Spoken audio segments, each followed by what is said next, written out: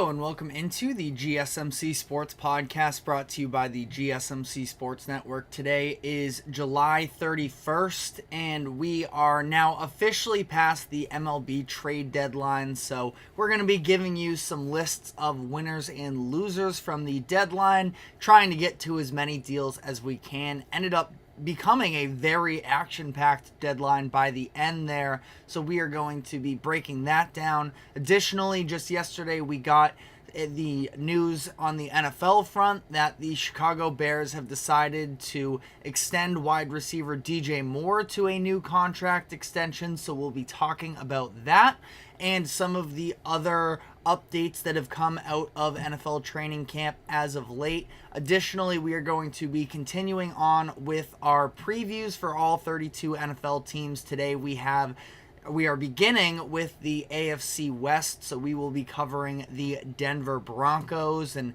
how Sean Payton, with this new reiteration of the Broncos team, will look in what is perceived to be a transition year, but still could have maybe a little bit of upside and underlying accomplishments in that.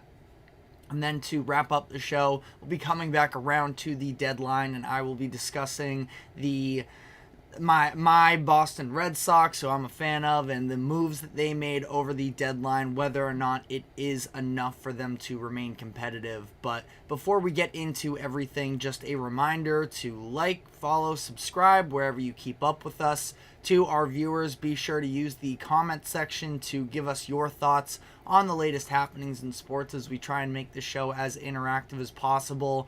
And if you would consider leaving a tip or donation, you can use the link that is streaming across the bottom ticker, gsmcpodcast.net. Anything would be greatly appreciated there.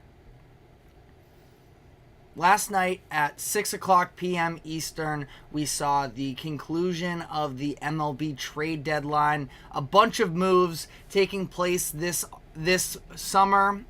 Didn't end up getting quite as much action, specifically in the starting pitcher front as we sort of anticipated, but one of the biggest, I would say, definitely on the pitching front, the biggest move that was done was the Los Angeles Dodgers, who I consider to be a winner coming out of this year's deadline. They acquired a number of different names: Jack Flaherty, Tommy Edman, Ahmed Rosario, Michael Kopech, and Kevin Kiermaier, all to add to what is already a first-place team in their division as it is. I've talked about this in the past. I think it is the Phillies and the Dodgers that are really the top two in the MLB right now in terms of, sort of running away World Series odds, but still a lot of season to go, of course.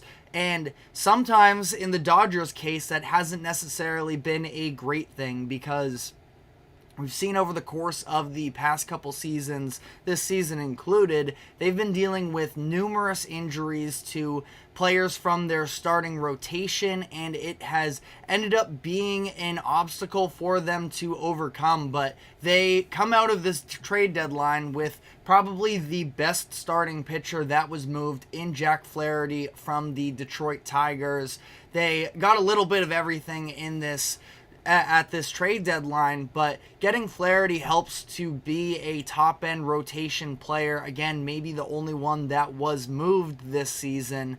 And, for the most part, the Dodgers feel like they can have some of those top-end guys when fully healthy, but obviously, Ohtani isn't pitching this year. Yamamoto has been dealing with injuries for the past month or so, and along with a number of other players for them. Tyler Glasnow finally back now. Was okay, got roughed up a little bit yesterday in what was a disappointing loss for the Dodgers against the Padres. The Padres, another team that we're going to be diving into, but I also thought that on top of the pitching, they got some pretty nice depth to their lineup. Ahmed Rosario has been an above-average hitter this season.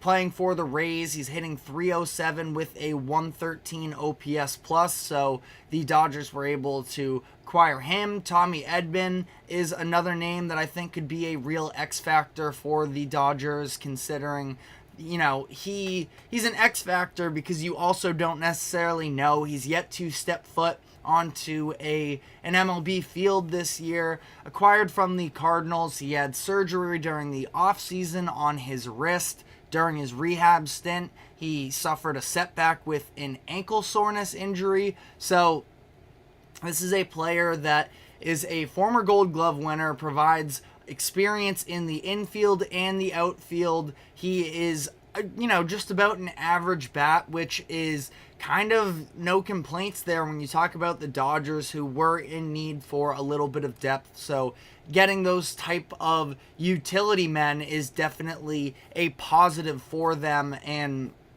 ultimately, I thought that all things considered, they didn't even have to pay that much in terms of prospect price to get all of these deals done, which the same cannot be said for their division rival in the San Diego Padres, where I am also going to slot them into a winner category here because they got better, 100%. They end up adding Tanner Scott and Jason Adam. You look at the Padres, and they might be one of the, if not the best bullpen in the MLB now.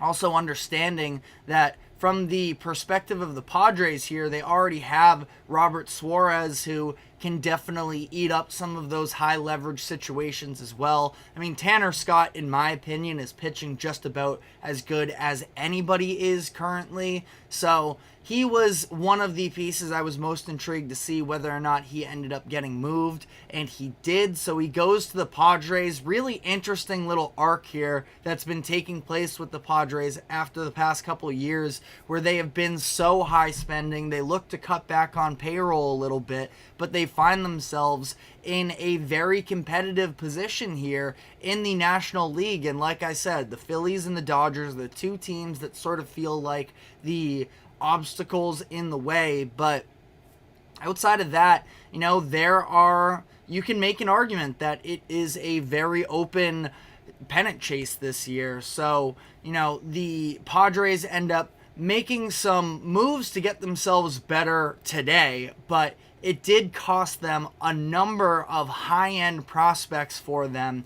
And I consider them a winner, maybe more of a slight winner, but don't love doing the cross-sports comparisons, but just this past year in the NBA, we saw the Dallas Mavericks mortgage a lot of their future draft assets to try and build up on their current roster, that they felt like they were in the mix, and that ultimately there was a pretty open opportunity for them. And I kind of feel like that can be said the same a little bit for the Padres. Now, obviously, we look back at that trade deadline for the Mavericks in the NBA so much higher because of the fact that they just went to the NBA Finals. So that's going to be a little bit of a similar curve here that we are going to keep in mind when talking about how we will ultimately look back on this trade deadline for the Padres. But they're trying to gear up for a playoff run. Fernando Tatis, it sounds like he is rearing towards being able to play again sometime soon, but sometime soon in August, but we'll have to see on that end. I do think that the Padres have a very good roster, so we'll see on that front. A couple slight winners that I do want to point out as well. I'll give some credit to the Arizona Diamondbacks, so far very NL West heavy in these winners so far, but that's because I think these top three teams made some moves that legitimately made them better this season. The Diamondbacks got a couple bullpen arms to help them out in AJ Puck and Dylan Floro. They just basically at the last minute were able to pull off a trade for Josh Bell, which is a big-time pickup in terms of their offense. We see they're starting to play after what was a little bit of a slow start to the season. They're starting to play some really good baseball. The comeback win on Monday night, just yesterday, winning 17-0 against the Nationals. I think that the Diamondbacks are a team that again, haven't gotten a ton of coverage so far this year, but could potentially look to be another, sneaky team going on to make a run once again. So I would put them in the category of a slight winner. You can't not look at what Jazz Chisholm Jr. is doing for the Yankees right now and feel like that was an incredible fit in there. And when you look at their lineup now that they have Jazz and that Giancarlo Stanton is back, when we talk about rounding out this lineup and having it be more well-balanced, Gleyber Torres hitting first, Juan Soto, Aaron Judge, Giancarlo Stanton, Jazz Chisholm Jr., I would specifically look at the 2 through 5 there that feel like any one of them can take you deep. Torres having a down season offensively, but has been a productive bat for a number of years. Volpe has been pretty hot since the All-Star break. We saw the flash early on in the season. Whatever he can emerge as would be a positive. So offensively, I do think that the Yankees got better, and Jazz fits a couple different needs there. Eventually, still hitting 5th as he is today. The Yankees are currently beating the Phillies 4-3 with a chance to sweep the best team in baseball. And you also add in a nice little pickup of Mark Leiter Jr., who has been, I talked about it before, I love that pickup when they made it yesterday. We got to see Leiter's debut with the Yankees last night. I believe he pitched the 10th inning when they went into extra innings. It was one of those extra inning situations, was able to escape there without giving up any runs. I thought he looked good there. So I would throw the Yankees into a winners category as well. And then very quickly here, I like that the Pirates ended up making some sort of deals here. Again, nothing crazy necessarily. We are talking about the Pittsburgh Pirates, so definitely lower expectations in that regard. But they make a couple moves here of trading for Brian De La Cruz from the Marlins and Isaiah Kiner-Falefa, so definitely good there. Also, I guess while I bring up the Marlins, I was a little bit harsh on them yesterday, talking about the enormous amounts of talent that they've sent out the door via trade over the past 7 years or so, but ultimately they ended up getting a lot of good prospect return. And considering the fact that, no, you feel like it hurts to see the Marlins sell off these pieces once again, and that they're sort of gutting their major league roster. But at this point, they made that push last year. They make the playoffs. They end up losing in the wild card round, and they were never going to be competitive this season. So you know what? If you're going to cash out, again, it's just the big to be determined is what ends up playing out here for the Marlins in terms of what these players actually become for them. But I got to give them credit for the way that they were able to get a number of, top prospects in return for all of the guys that they traded off. A couple pitchers in there as well. Already mentioned Tanner Scott, but Trevor Rogers as well. They ended up making out pretty well for themselves. Running out of time here, so some quick losers that I will throw into the conversation. I don't think that there were any teams. The teams that I was most frustrated with were the ones, like I talked about, the Marlins didn't want to be treading water in some middle ground. Those teams that didn't end up making deals, that's where my frustrations came. The Angels, the White Sox, the Athletics. Now, a lot of these, players that they have, you feel like they could at least come back around in the winter and end up striking a deal there. I'll give the White Sox some sort of defense a little bit, considering the fact that Garrett Crochet didn't make anything easy with the terms that he was throwing out there to other teams that he was likely going to refuse going into the bullpen for the remainder of this season. If he's going to be pitching in the postseason, he needs to have a new contract extension on the books. So the White Sox, I do give a little bit of a pass here, but the Angels and the Athletics, I just feel like they are these two teams that just, again, hovering in no man's land. The Athletics, it felt like even more so that they were sort of acting under the idea that they understand they are going to be relocating and that they want to draw in fans for when they move into Sacramento before they ultimately make the move to Vegas. So they wanted to be able to almost sell tickets. Mason Miller is a big-time name at this point, was in contention for Rookie of the Year in the American League before he ended up fracturing his finger when he hit a table and ended up putting himself on the 15-day IL. So that move kind of almost took Miller out of trade candidacy at that point. But with Brent Rooker, I mean, he's a great player. I would also want to, have him on my team if I'm the Athletics from the fun perspective. I think he's an incredible player. All-Star last year, has improved on his All-Star campaign. He's currently slashing .297, .372, .965. That can't be right. That's got to be his OPS. Looking at my notes here, but OPS plus of 174. He has, he's been incredible for them, but also at the same time, he's going to be turning 30 next season, and it feels like now is the time to strike in terms of getting a return for him. And we don't exactly know necessarily what was going behind the scenes there as to what types of packages they were hearing in return for Brent Rooker. It sounded like, according to ESPN's Jeff Passan, that they were reluctant to trade him anyways, and ultimately they just sort of stay put.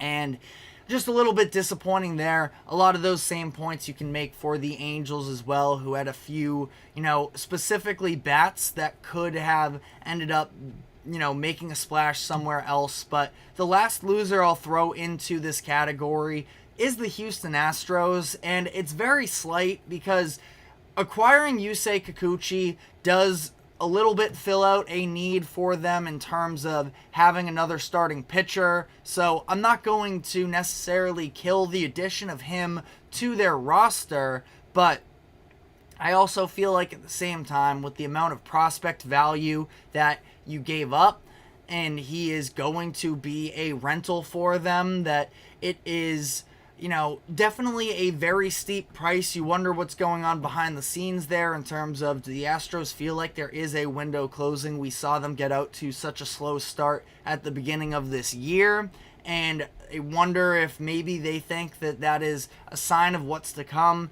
Not really sure, but they also didn't really add any bats to that offense as well, which is playing a lot better as of late, but I feel like they could have gone for an upgrade there. But let me know what you think in the comments section as far as winners and losers. But we are going to be switching gears now because yesterday we got the announcement that DJ Moore has agreed to a contract extension with the Chicago Bears. So we're going to be diving into that and what it means for the Bears this upcoming season, and not just this season, but years to come with the development of Caleb Williams as well. So we will get into all of that, but first, a quick break. Don't go anywhere. We will be right back.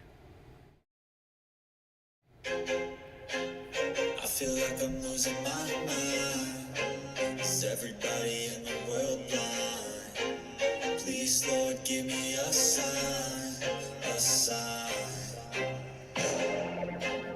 I feel like I'm losing my mind. Is everybody in the world blind? Please, Lord, give me a sign, a sign. I wanna be the greatest. Everybody on the fake shit. I look around and feel like everybody is the fakest. I'll make this every day and I'm impatient. Hoping one day I blow up from the basement. Statement, the top is so vacant. I don't hear shit that I think is amazing. Waiting for my day when I'm playing. Sold out shows for 1,000 faces. Hey, give me that crown. Get in my way and to be put down. It ain't your place, all this my town. If I want that shit, then I'll get it right now. I'm losing it, the news if it's some losing shit. It's stupid if you choose to live or choose to dip. You choose to fight or lose your grip and lose a gift. Oh. I feel like I'm losing my mind. Is everybody in the world blind? Please, Lord, give me a sign, a sign. I feel like I'm losing my mind. Is everybody in the world blind?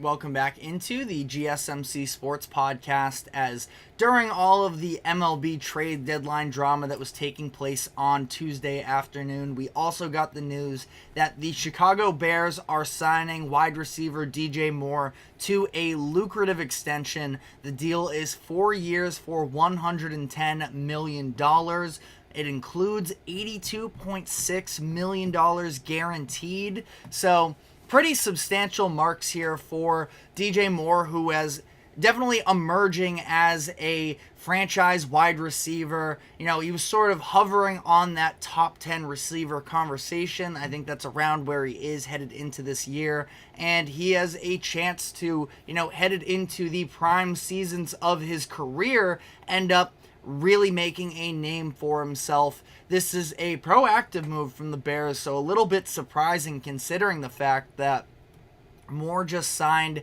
a new contract extension with the Panthers when he was with them. I believe it was in the 2022 offseason, or that's at least when that contract extension kicked in.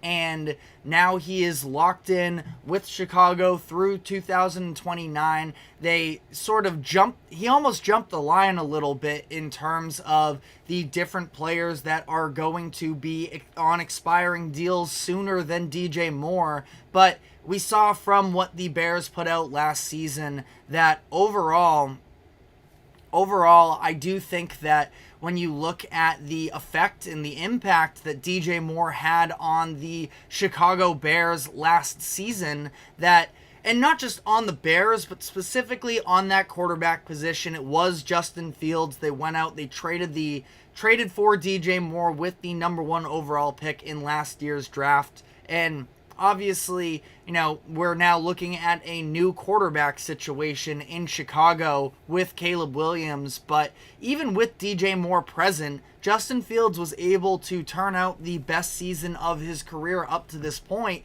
And now he is coming into a situation here with Caleb Williams where from day one, he should be able to help Caleb Williams establish himself in the league. The Bears have also been very proactive just in terms of trying to make sure that they get this quarterback conversation right. Head coach Matt Eberflus already knows that his job basically depends on the success of Caleb Williams. He's not going to survive a quarterback turnover for a second time, so he's trying to do everything he can to make this one count with Caleb Williams. He drafted Rome Odunze as well with the 9th overall pick, and it is a very talented offense surrounding Caleb Williams, specifically on the front of DJ Moore last year. He had 1,364 yards. He had 8 touchdowns. He had his highest catch rate of his career, pulled in over 70% of his targets, which was the best mark of his career.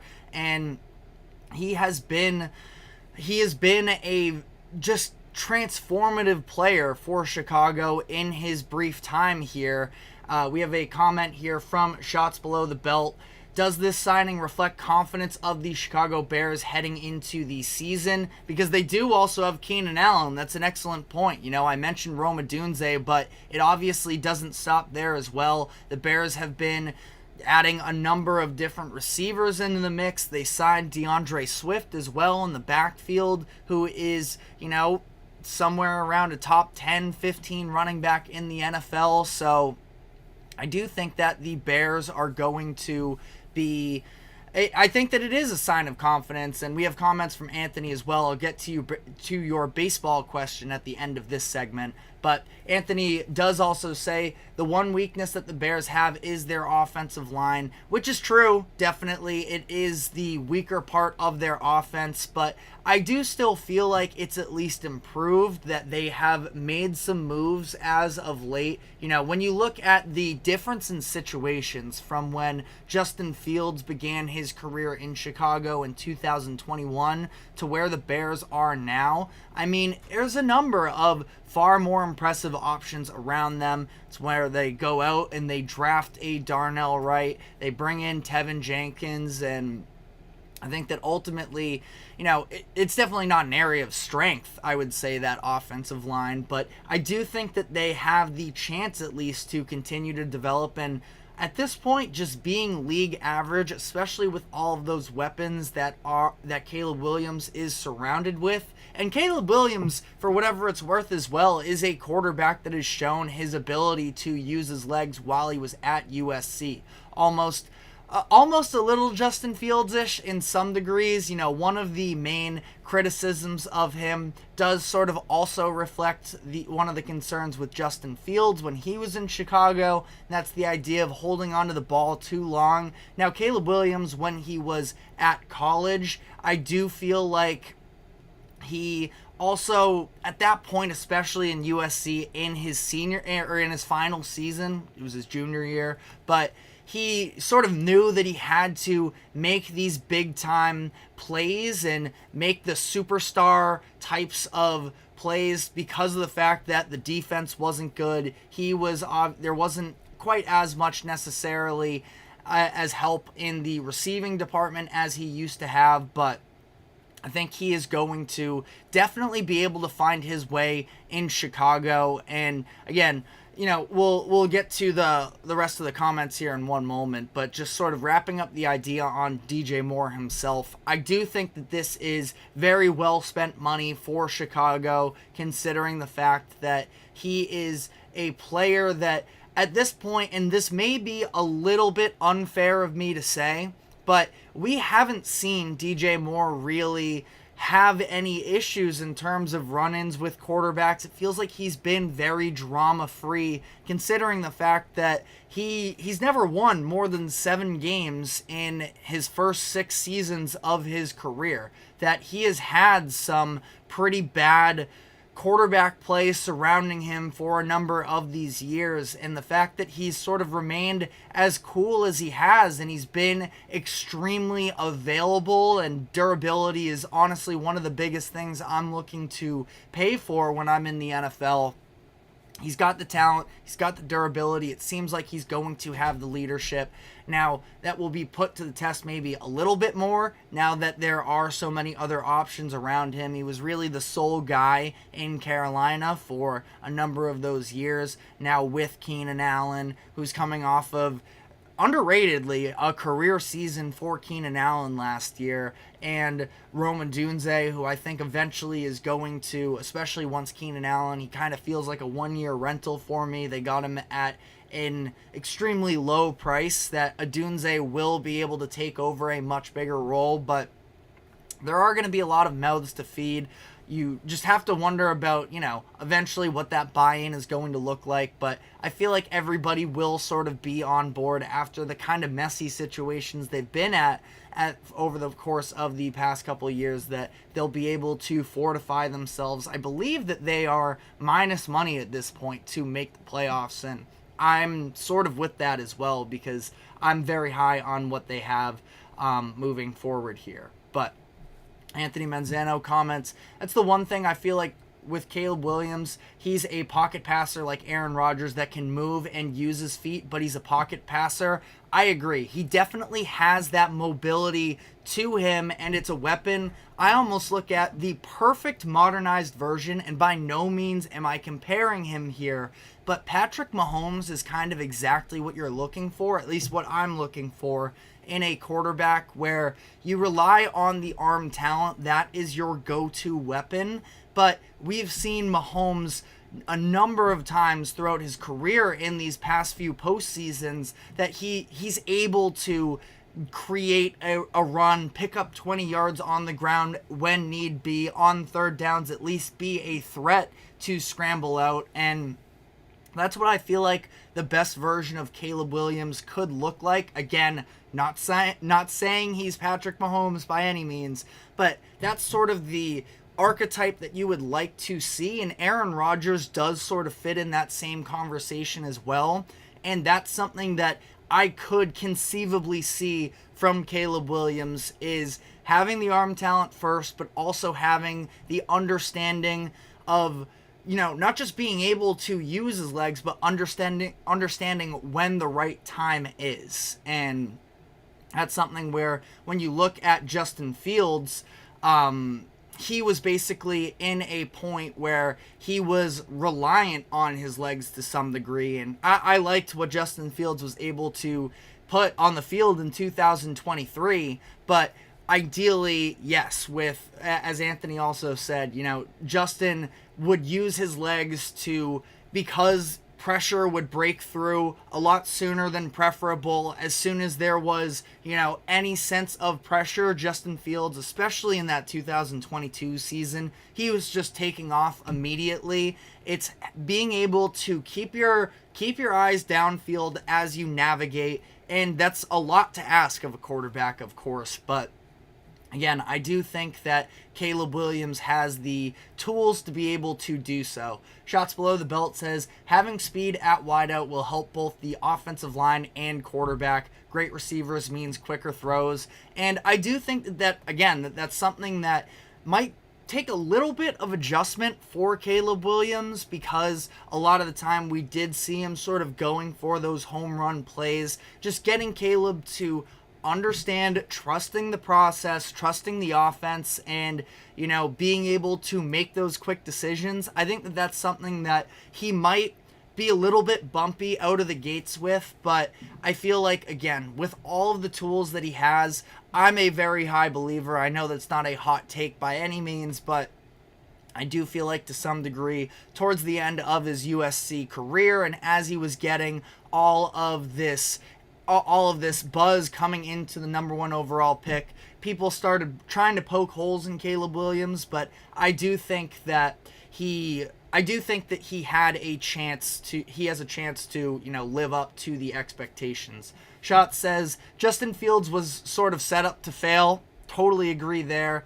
He continues, the dude was running for his life, never had a running game, and half the time didn't even have an elite target. Didn't have that elite target until DJ Moore came in, which is why clearly the Bears were so set on trying to make sure that they did have a legitimate number 1 option. As much as we feel like Rome Odunze, at least personally, I feel like he is eventually going to be, one of those go-to wide receivers. Keenan Allen coming off of a career year, but we've seen this before with him in terms of the availability, and the injuries have definitely been big obstacles for him to overcome. So, I like the Keenan Allen pickup. Not to be, pessimistic or anything, but if he did end up getting hurt, I feel like it's good to just make sure that you have, Keenan Allen's almost a better number 2 option than he is a number 1, and you can definitely debate who's the better wide receiver fully healthy, DJ Moore or Keenan Allen, but DJ Moore, it's clear the Bears are investing into him as their true number 1 option. But we additionally saw it, it's not just Justin Fields, where absolutely, yes, his situation coming into the league was a bit of a disaster, but even if you go a little bit before, and listen, I was never a Mitchell Trubisky guy, but you saw during those years as well, Mitchell Trubisky, and that's when, at the same time, the Bears were bringing in Nick Foles as well. I think they had Andy Dalton at one point, trying to make them work. None of them were ever able to get comfortable in their situation because of the fact that the offensive line was a disaster. So at that point, Trubisky was almost their best opportunity because he was a little bit more mobile. Anthony says, coming from the perspective of a Dolphins fan, they over-relied on Tyreek and Jalen Waddle the last 2 seasons because of the offensive line and became one-dimensional. I do think that Mike McDaniel has, especially last year, we started to see the development of the run game as well, and some of the, improvements there. Going after Raheem Mostert, Devin Achane end up being, a speedster as well out of the backfield. But yeah, I do think that, it takes a couple adjustments as this goes on as well. And the run game is probably something that eventually that's going to be the next step for the Bears. But at the same time, The offensive line is going to need to get better. They kind of have a good number of running back options as well behind DeAndre Swift, where Khalil Herbert and Roschon Johnson are some pretty nice backup running backs as well. So they have a number of different looks that they could maybe, end up throwing out there, but the offensive line is going to need to hold up to even have that be a possibility. And then we will address the last comment here from Anthony. Hopefully, in terms of the Miami comparison, hopefully that doesn't happen with Chicago, where you're over-relying on the speed receivers to the point of using routes that cater to them when defenses can shut you down. I do think that eventually the Bears are going to be able to add a couple different layers here. Now, we'll obviously have to see there, especially with Caleb Williams in year one. They're probably going to have that base offense and just make sure that he's comfortable from day one. And then from there, I think you start to add on to the other parts of it. But I think that the Bears have done a very good job of rounding out their roster. Super quickly here, because I don't want to fully blow by it here, but at the beginning of the segment, Anthony did comment, do you agree with most of the major people who cover the MLB saying that the Marlins won the trade deadline when it comes to sellers? Again, I think I was a little bit, I do think that they came away with a ton of prospects, considering that they understood the situation that they were in. They decided that they weren't just going to stay in middle ground. They ended up pulling the trigger on these deals, and sure, it's been a lot of talent headed out those doors in Miami over the past handful of seasons, but especially with the way that the MLB is currently configured and the fact that it is a seller's market, that there were so many teams that felt like they were in a competitive stance that they could make a move. I do think the Marlins made out pretty well, and I would give them the overall tag of being a winner. But I'm talking about the Bears and this DJ Moore contract. We are going to be going a little bit broader here. We do have some updates in terms of the Bears strategy for the Hall of Fame game, which is going to be taking place tomorrow night. So close on that NFL season. So we'll be touching on that. Some of the other preseason updates as to who will and will not be playing in preseason, and some injuries and retirements that have taken place over the past 24 hours. So a whole lot of NFL training camp stories to break down. We will do all of that, but first a quick break. Don't go anywhere. We will be right back. Looking for your daily fix of sports talk without having to pay for it? GSMC Sports Network is available on YouTube. Just search GSMC Sports Network. Get your fix of daily sports talk shows on YouTube. Absolutely free. NFL, college football, NBA, MLB, MMA, UFC, fantasy football, and so much more. GSMC Sports Network has shows running all day long, with new sports shows starting every 2 hours. Just like on your favorite cable sports channel, except GSMC Sports Network is absolutely free. Just search GSMC Sports Network on YouTube to catch one of your new favorite shows, like the GSMC College Football Podcast, Chip Shot Football Podcast, Hoops and Heels Women's Sports Podcast, GSMC Basketball Podcast, and so many more. Check it out for yourself. GSMC Sports Network, now available on YouTube absolutely free. Search GSMC Sports Network on YouTube right now. Welcome back to the GSMC Sports Podcast. We were just talking about the DJ Moore extension with the Chicago Bears. The Bears are set to play in the Hall of Fame game, which takes place tomorrow night. So you can smell the football in the air. We really are so close in that final stretch of the offseason. Really exciting there. But unfortunately, we are not going to get our first look at the Caleb Williams rendition of this offense tomorrow night. Head coach Matt Eberflus announced that they do not have any plans to start any of their starters for tomorrow night.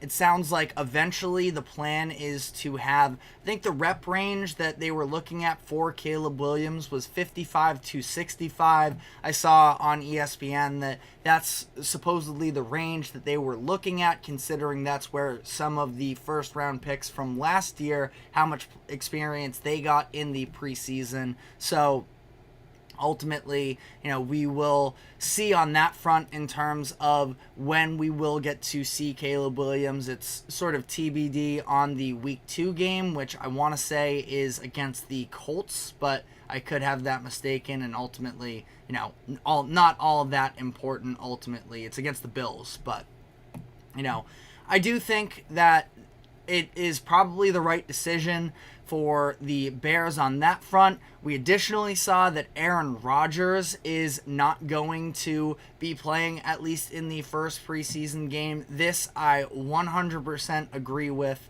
We were talking in a production meeting earlier with the whole GSMC team, and our boss threw out to us that the idea of, could the Aaron Rodgers deal end up being the worst trade in NFL history? And anytime you throw out those types of conversations, it feels like a little bit of hyperbole, but if Aaron Rodgers were to get hurt early in this year and call it quits from there, it would ultimately be pretty devastating as a whole. And I do feel like, eventually Rodgers is going to play, and that won't have to be an issue, but you don't want to take any risks here for the Jets, because at that point, if Rodgers were to go down again, this season becomes lost once again, and it feels like an entire reset comes from there. So I definitely stand with the Jets in terms of the Aaron Rodgers front of whether or not he plays in the preseason. Now, there have been a series of videos that have been circulating from Jets training camp of him having some words with some of his receivers, notably Garrett Wilson, and a lot of people are sort of putting a lot of stock into that. I'm not really there with it at that point. Now, these are things that are going to take place, especially when you're talking about Aaron Rodgers, who is always going to demand greatness out of the players that he's around. But it did seem like him and Garrett Wilson were developing a really good rapport during last year's training camps, and obviously ends up getting cut short with Rodgers going down. But I'm definitely not on the panic train in terms of that by any means, but was something, at least somewhat notable there.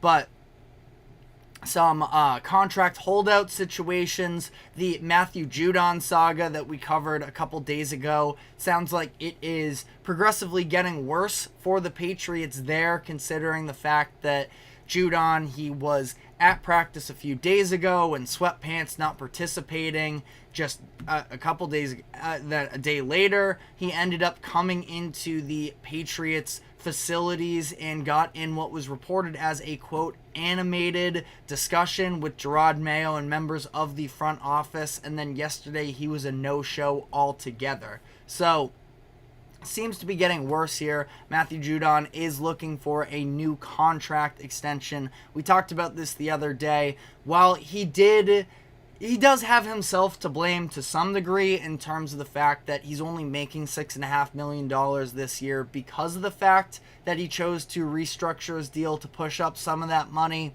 The overall, annual value of that contract that he signed ahead of 2021, it is clear that he is still one of the more underpaid players. There is some sort of risk involved, considering just last year he tore his bicep and was out from week 4 on. But I still do think that in his, early 30s, he will be able to have probably maximize the next 3-4 years as a top-end defensive end. He had double-digit sacks in the last 2 full seasons that he played.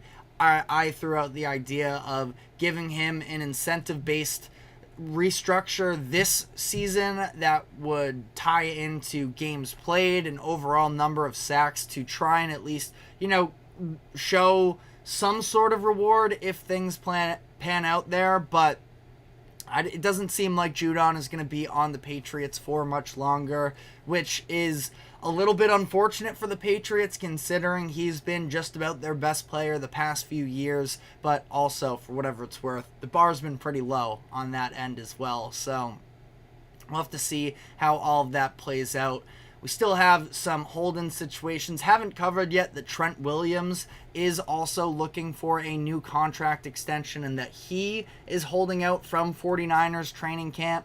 Trent Williams is a little bit of an interesting one considering where he's at in his career, now 35, 36 years old. And to be fair, just turned 36 years old. And to be fair, he's coming off of 3 straight all-pro first team selections. So he still feels like he's at the peak of his powers. And we've seen, offensive linemen be able to go a little bit later in the season as well. But that is sort of a wrinkle that I wasn't necessarily anticipating. We've been hearing about Brandon Ayuk all offseason long, but, I'm sure the 49ers would have preferred to have all of this offseason go a little bit smoother considering they're coming off of this Super Bowl appearance. And, I do feel like to some degree this is the season for them to really cash in where they have all of their players under contract. And once Brock Purdy's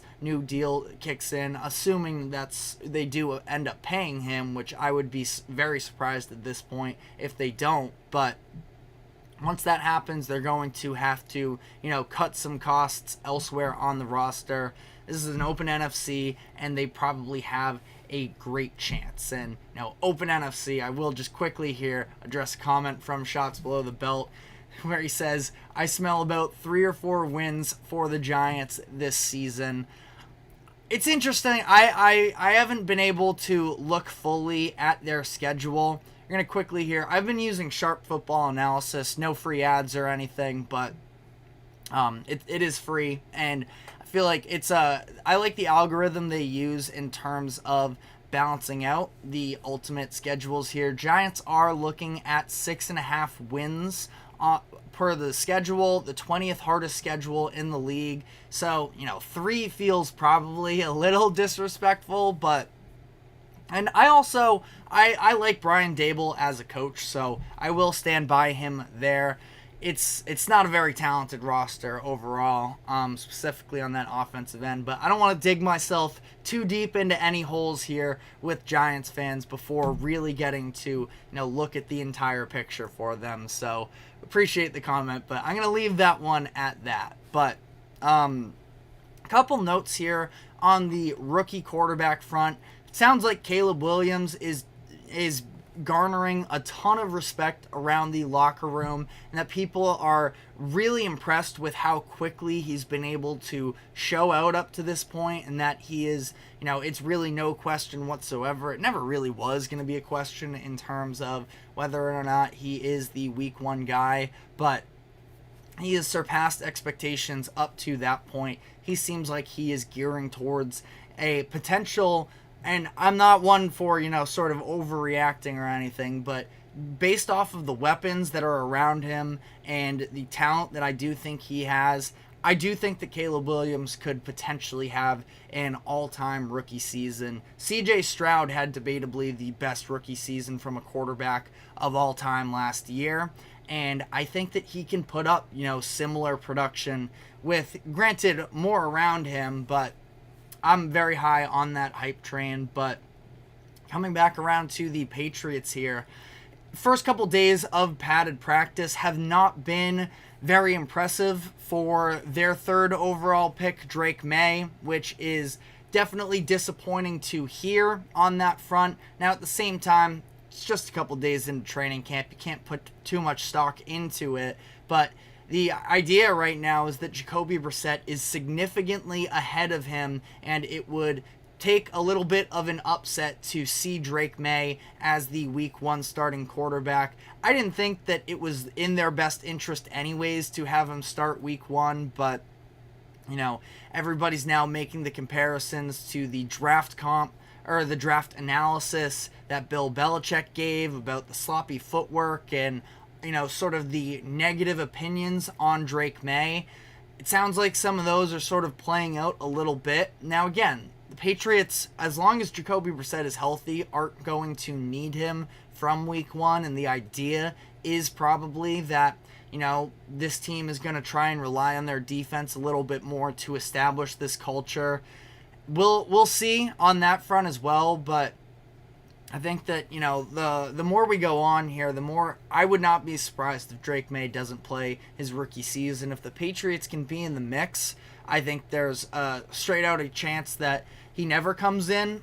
I would imagine maybe, the back end of the schedule, maybe week 14, 15, somewhere along those lines is where we could see him make his debut, but we will have to see on that front.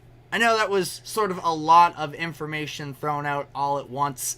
It's a slow Wednesday here, so just sort of picking up on all of the little different things that we heard.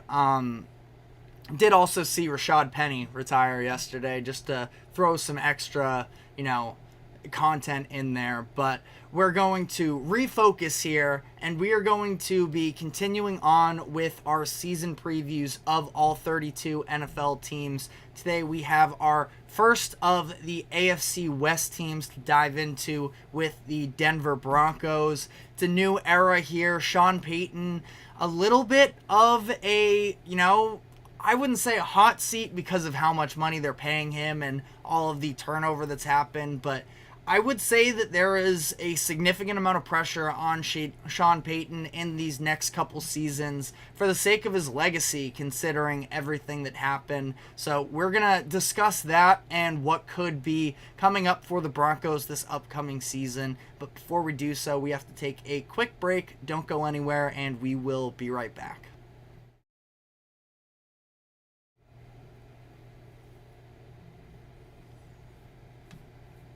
For the best and latest podcasts available anywhere, go to the podcast app on your cell phone and type in GSMC to access free content-rich podcasts on health and wellness, book reviews, sports, entertainment, relationships, social media, movies, technology, finance, and even weird news. Subscribe and download the GSMC Podcast Network's family of shows, available everywhere podcasts are found.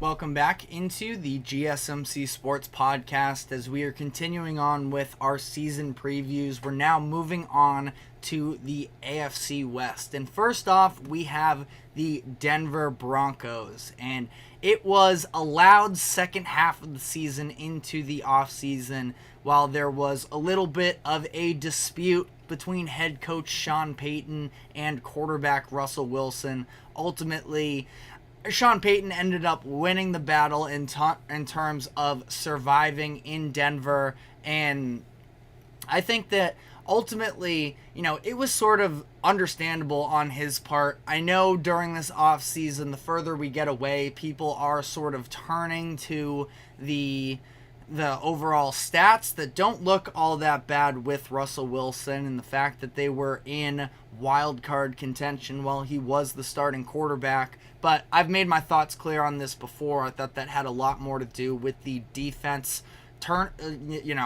really generating tons of turnovers and opportunities for Russell Wilson that I don't think were all that sustainable. They won the turnover battle in 5 straight games as they went on that win streak. During the win streak, they were plus 13 in the turnover differential, which you do have to give some credit to Russell Wilson for not turning the ball over. But again, it's not like their offense was doing incredible things with all of those opportunities anyways. But all that being said, I do feel like, especially with the way that all played out, it ended up becoming very public of Sean Payton almost trying to, I don't think blackmail would be the right terminology, but Russell Wilson giving back some of the money to the franchise, otherwise he would get benched. And the way that Russell Wilson sort of came out and made all of that public, it was not a very good look for Sean Payton.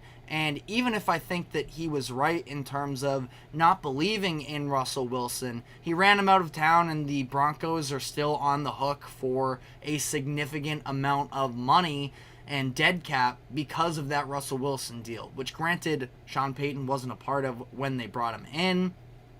So that is on the general manager in that perspective. But I do think that there was some real pressure on Sean Payton in the coming seasons where maybe not necessarily quite as much this year. We know this is a transition season, but for Sean Payton, he's going to be a Hall of Fame coach when it's all said and done anyways. But at the same time, this could end up being a really tough mark on his overall career. And he's always going to have the New Orleans years, but this could end up being messy. But he seems to be confident in the new quarterback that he drafted this year in Bo Nix. The Broncos took Nix with the 12th overall pick. And I think that, for Sean Payton, it's just about trying to establish an identity here, specifically offensively, and seeing the vision. I don't think it necessarily helps Sean Payton, again, in terms of this legacy conversation, which can be so overplayed at times, but ESPN's Adam Schefter also did have the report on draft night that as Sean Payton and the Broncos were deciding to draft Bo Nix, that Payton, quote, feels as strongly about Bo Nix as he did Mahomes. And there's all these stories about how during the 2017 draft, Sean Payton, they weren't in the market for a quarterback at that point, with Drew Brees still playing good enough football, and they weren't at the top of the draft. But this idea that he was all in on Mahomes and he saw the vision there, and I think that that's a little bit ridiculous, but, that's besides the point. But to have that quote come out, Bo Nix was ultimately the 6th quarterback taken off the board here, and the expectations, I don't think, should be all too high for Bo Nix, someone who played 5 years in college, and, especially those early on years at Auburn, I do think almost hurt his draft pedigree more than they should, in terms of people can't really get some of those rough Auburn years out of their minds. But Bo Nix was really good by the end with Oregon, so it's going to be interesting to watch. And he comes into an offense that was pretty mediocre last season, like we already talked about. Now, I actually feel like I'm a little bit higher on the wide receiver core than a lot of people. Courtland Sutton is a very nice, number one option there. Not elite, I would say, but gave you at least, the reliability, and he was definitely a red zone threat for them. I think he scored 8 touchdowns last year, somewhere along those lines. Could have even been more. But, Courtland Sutton, a pretty nice option for them. And then they have, outside of that, he ended up with 10 touchdowns last year, Sutton did. But they have some other intriguing pieces. Marvin Mims flashed some promise in his rookie season last year. Tim Patrick, if he can finally stay healthy, more so, he's had a couple 700-plus yard seasons in his career. They signed Josh Reynolds to a deal in free agency, 2 years, $14 million. They also drafted Nix's number one option at Oregon in Troy Franklin. So, list of some solid names. Again, a lot to be proven with the majority of them, but a group that I can see some upside with. I also feel like Greg Dulcich is a tight end option who could end up having a breakout year. Was pretty good in his rookie season, but sophomore year dealt with a ton of injuries. So we'll see what he ends up turning into. The offensive line is actually pretty good, above average. They lose Lloyd Cushenberry in free agency, their starting center from last season. They bring in Sam Mustipher to try and be his replacement. Not a ton of experience there, so their offensive line likely gets worse from last year, but at the same time, I do feel like, it's still going to be a positive unit on that offensive line, and they can, hold their own. Now, running backs behind that offensive line, not really a great feeling there. Javonte Williams, Samaje Perine, Jaleel McLaughlin. It is pretty mediocre. They did draft Audric Estime out of Notre Dame, who Estime, if you watched any college football, he was kind of a beast, but not really much of a threat in the pass game at all, and we'll see if he ever ends up amounting to anything. They took him, double check here, they took him in the 5th round, I think it was. Yeah, it was the 5th round, 147th pick. So it is, again, a pretty lackluster roster as a whole, I would say. Shots Below the Belt says, after Peyton Manning retired, the Broncos haven't really been much of a threat, known for a strong running game and lockdown defense. And yeah, it's that they don't have an identity at this point, because the run game, like I just alluded to, that's been gone. The defense that was once elite, one of the best that we've seen in the 21st century, led by Von Miller, that's not the same anymore. You look at the statistics from last season, and they were not good at all. This is, of course, the team that allowed 70 points to the Dolphins early on in the year, and they ended up getting clowned on for. They do have a solid pass rush for whatever it's worth. Zach Allen, Jonathan Cooper, Baron Browning could all be some breakout names this upcoming year. They'll have their opportunities to do so. But outside of Pat Surtain in the secondary, there really aren't any names that jump off of the page at you. And they ended up losing a couple big-time defenders where they lost Justin Simmons. Justin Simmons is still an unsigned free agent, but it does not sound likely that he's going to make his way back to Denver. And then Josie Jewell ended up signing a contract with the Carolina Panthers. So, again, already a pretty lackluster roster, losing 2 of their best defensive players. Not a great sign there. Ultimately, as much as I mentioned earlier, they were incredible in terms of the turnover differential during those weeks. It was 7 through 12 when they won those 5 straight games last year. They won the turnover differential by 13 at that point. And, turnover luck is a real thing in my eyes, and that's kind of what it would take again for this Broncos defense to be spectacular. But, looking at their overall schedule, the Broncos don't have it easy for them. Specifically, I would say the first and second parts of the first few weeks and the final stretch are both, overall pretty tough, I would say. You look at maybe those week 5, week 6 games at home against some division rivals is probably where you're looking at first win of the year. Not to be, overly negative on them, but they have a difficult schedule as a whole. 25th, I guess it would be 25th easiest, which, reverse mathing it there, that would be the 8th hardest schedule in the league, something along those lines. So they're going to have a lot cut out for them. But like I was talking about before, this is more about just seeing an actual vision with this roster and sort of finding that identity once again, because that's definitely seemed to be lost. And you look at the opponents on their schedule, having to, of course, play the Chiefs twice. You get the Ravens in there as well. The NFC South is at least a division that you feel like maybe with some home games you could take, but Broncos, I am not very optimistic on in terms of wins and losses this year, but that doesn't mean it's a bad year.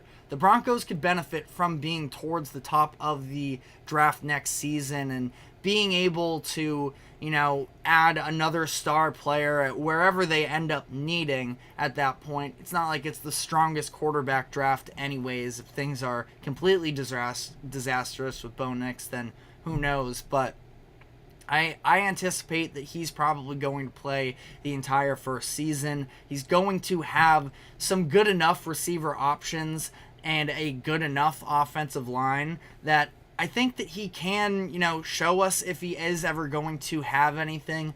Ultimately, though, I do have the Broncos winning just 4 games. I would definitely not be surprised if they end up rattling off a couple more. I don't feel great about slotting them into 4. Their overall underline is 5.5 right now. So I have them going under. I think that it's going to take a little bit of time for whatever this next iteration is to, fully come to form, I feel like they could potentially be an interesting team, if they were to get involved. Even, again, I really want to see them have a running back and sort of, again, getting back to what we have viewed the Broncos as for a while, which is a team that can have a good enough defense and a run game, but that hasn't been the case as of late. Looking at how they stack up to the other teams that we've done season projections for so far, tied with the Titans for the worst record. Again, 4 wins. I could see Sean Payton, again, if he is going to establish himself that the game hasn't passed him by and that they are going to be able to become more of a threat once again, I could see Sean Payton keeping them more competitive for the year, but I just feel like with that schedule they have, it's going to be very difficult. But let me know what your thoughts are on the Broncos' upcoming season. We are going to be taking our final break of the show, though, and when we come back on the other side, we're going to be coming back around to the MLB trade deadline, and I'm going to be talking about the Boston Red Sox and the moves they made and ultimately how they fared. So stick with us, and we will be right back after this quick break.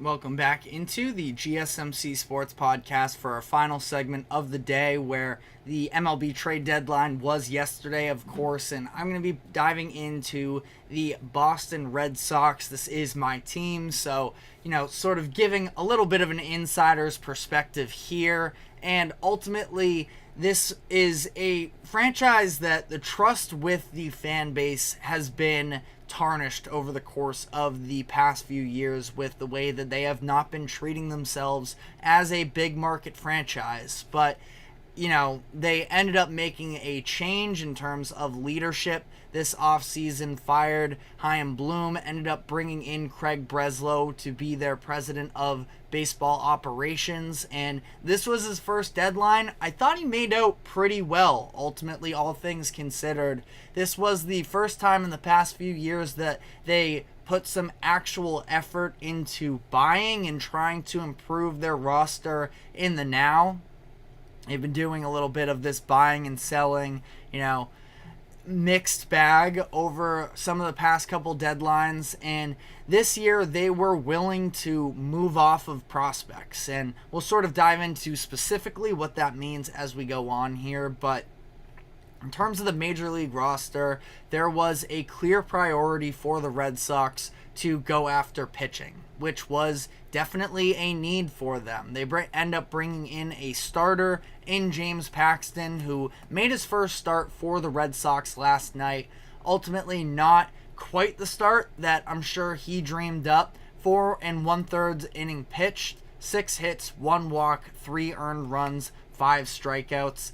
Only 3 earned runs, but there were 6 scored while he was in the game because his defense really was a mess behind him. They had 3 errors in this game, and they really blew it for him in the 5th inning. He should have at least made it into the 6th, but obviously it was a little bit of a mess behind him. So I thought that his start was fine.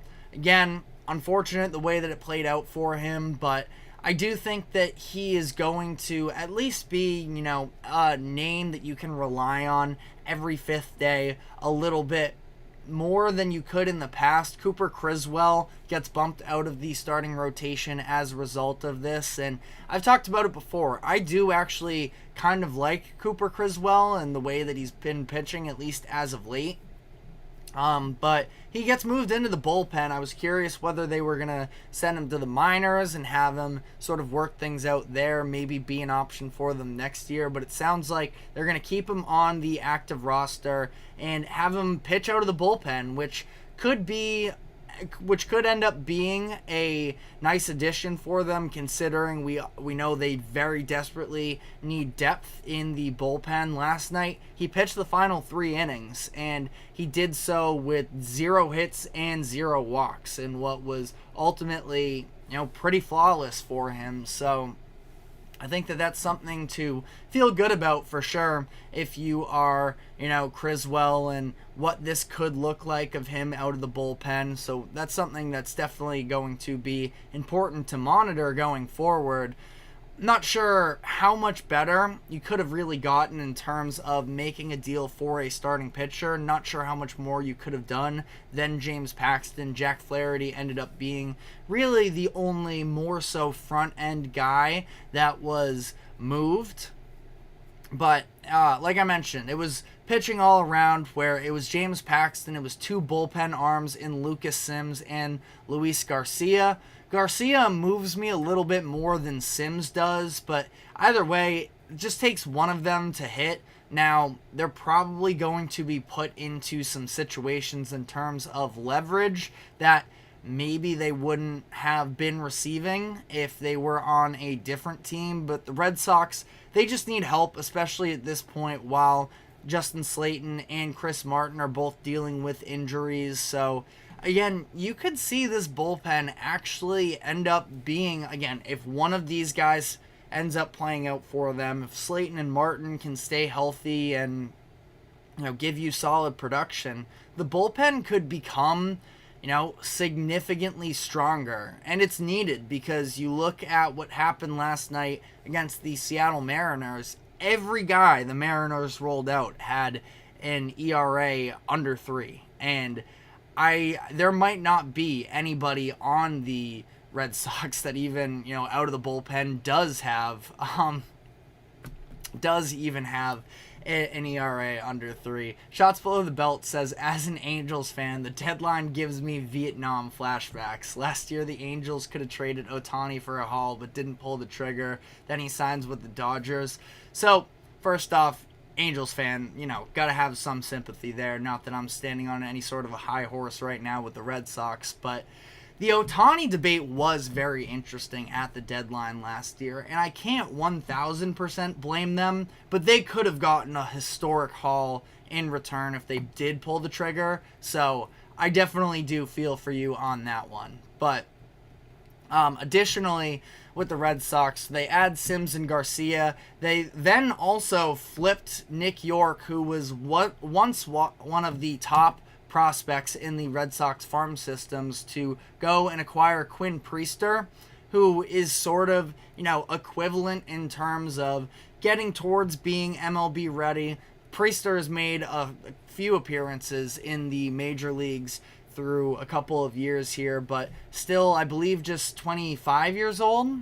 I'd have to double check that one there, but Priester is just a position of need, as opposed to Nick York, who probably would have ultimately... Priester's just 22, actually. So, no, that's not right. He's 23. Sorry. But, I think that, York eventually probably would have gotten blocked by the Red Sox. He was Rule 5 eligible, so there was a good chance that he would have been snatched up anyways. So the Red Sox sort of just parlay that into more of a position of need, which is going to get a pitcher, and he can be a little bit of a developmental project there. They did go and they added one bat. Specifically, we talked about how they needed a right-hander. They get Danny Jansen, who did look pretty good in his debut with the Sox on Sunday night against the Yankees. 2 hits and a walk in 4 plate appearances, and they had him be a designated hitter for that game. I am very curious to see how they ultimately decide to even out him and Connor Wong. Wong having an incredible season for them, one of their few right-handed bats already, so it does feel maybe a little bit of being counterproductive, considering you go and you desperately need a right-handed bat you add at the position where you already have one. But I think that it maybe even speaks a little bit to the Red Sox toying around with what the future of this roster looks like. Jansen's just going to be a rental, and he was very cheap to go out and get, so there is that. But also at the same time, when you're talking about Connor Wong, he's been very impressive for them the past couple seasons, but Kyle Teal, who they drafted in the first round of last year's draft, is sort of expected to eventually be the franchise catcher, and this sort of opens up an opportunity for Connor Wong to maybe get some more reps in the infield, which he's been all right when he's done so in the past, and it is an interesting sort of idea of, could they end up having him take over as maybe a second baseman, which they have desperately needed for a number of years now. So I think that ultimately pretty good pickup there as well. And again, they didn't have to give up all too much compensation in terms of the minor leagues. They sent out a number of prospects, which is, sort of unlike them in the past, and almost is encouraging to me that they were actually willing to spend some instead of just sitting on their precious farm system and hoping that, Red Sox fans sort of drink the Kool-Aid on that one. But all of the majority of the guys that they sent out were all Rule 5 draft eligible anyways, so just kind of reset the price a little bit, and they held on to the important prospects, and I think that they are going to be in a pretty good position going forward, where I talked about the bullpen. Again, Slayton and Martin, when they come back, they're more so your high leverage guys. We will see what happens with Garcia and Sims in terms of whether or not they end up eating up innings at the end of games as well, but it was just very clear that they needed an upgrade there. And then, again, on the note of injuries, you have Tristan Casas making his rehab debut last night. Wasn't very good in it, 0 for 3 in that game, but it's at least, a sign that he's probably on his way back soon. Vaughn Grissom, even though he's been nothing for them, he has been, he's expected to start rehab soon. The Red Sox are 2 games out of that last wild card spot, of actually, the last 2 wild card spots, as the Twins and the Royals are both locked up. But I think that, the Red Sox, they got better around the margins. It wasn't a hard buy, but that was never really the expectation for this team, and I don't know if it necessarily would have been fully worth it anyways. I feel like this was headed in the right direction, at least showing that they're not scared to trade prospects. And ultimately for Breslow, I don't think he needed to make some home run deal in his first trade deadline, but let me know if you feel like they didn't do enough, because I know that that is sort of a complaint from a number of Red Sox fans. But that is all the time we have for today. Thank you very much for tuning in to the GSMC Sports Podcast. Thank you to the GSMC Sports Network for allowing us to host this show. Remember to like, follow, subscribe wherever you keep up with us. Be sure to check us out on social media as well for more exclusive short content. And we will be back tomorrow afternoon, same time as always, at 2 o'clock p.m. Eastern. We will see you then. Take care.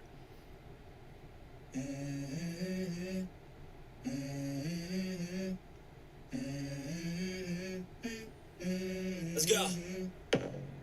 I wake up to a little bit of drool on my pillow, feel like it's gonna be a bad day.